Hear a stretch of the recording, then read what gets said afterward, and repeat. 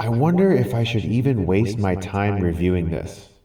I wonder if a single one of my lovely viewers honestly is salivating at seeing the words Unforgettable Movie Review appear in their subscription feed. Well, on account of the fact that I just spent $8.50 seeing it, I guess I might as well. I can probably sum up the plot in less than 10 seconds. Jealous ex makes life a living hell for her ex's new fiancé. There, that was painless.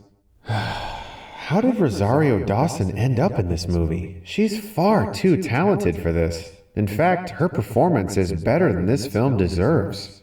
Nevertheless, she plays a partially retired blog editor.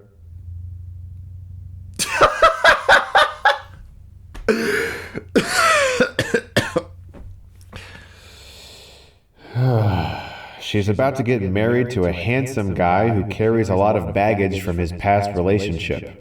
Should I mention that throughout the entire film I was trying to remember where I've seen him before, only to look up his filmography and discover that in the recesses of my mind, I recalled seeing him on an episode of that old show, S Club 7? Yes, definitely mention that. That's fucking hilarious and absurd, and I love it.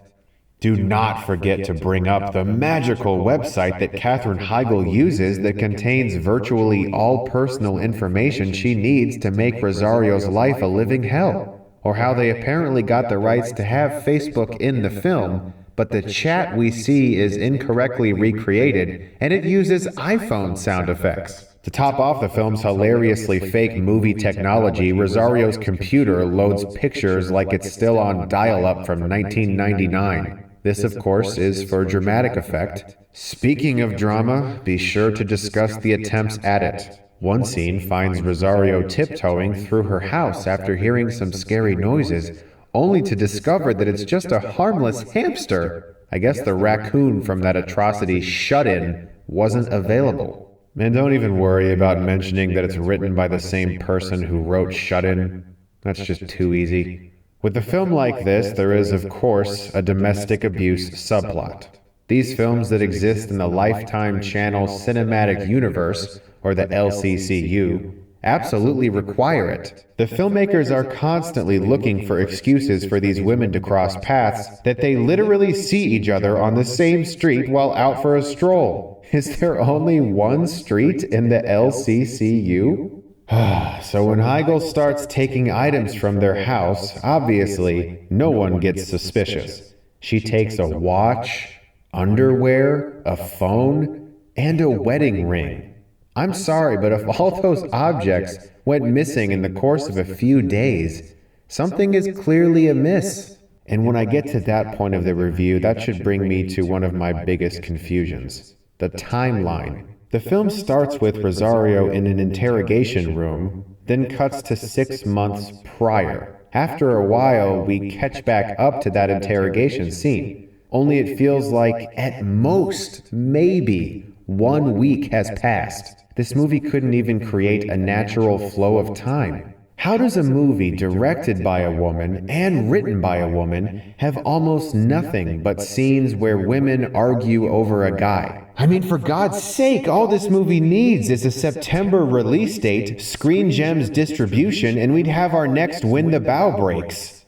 After the third public speech scene and multiple celebratory business dinners, one wonders if the filmmakers have any idea what actual people do every day. Because when those scenes aren't happening, it's just Heigl glaring a lot and acting bitchy, and Rosario needing comfort from her husband.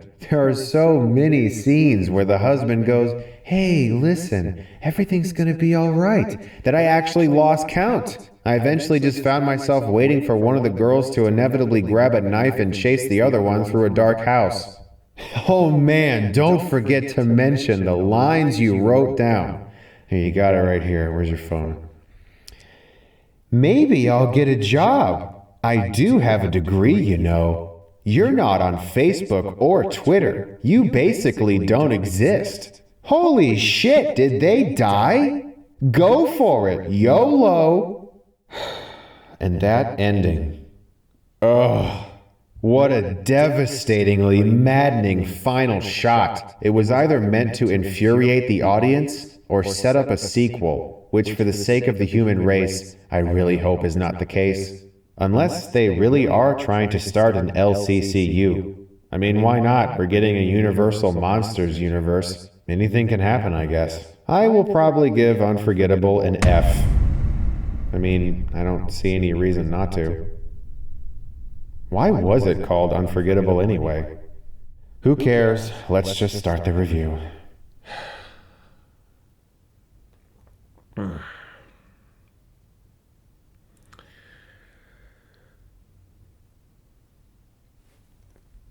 Unforgettable!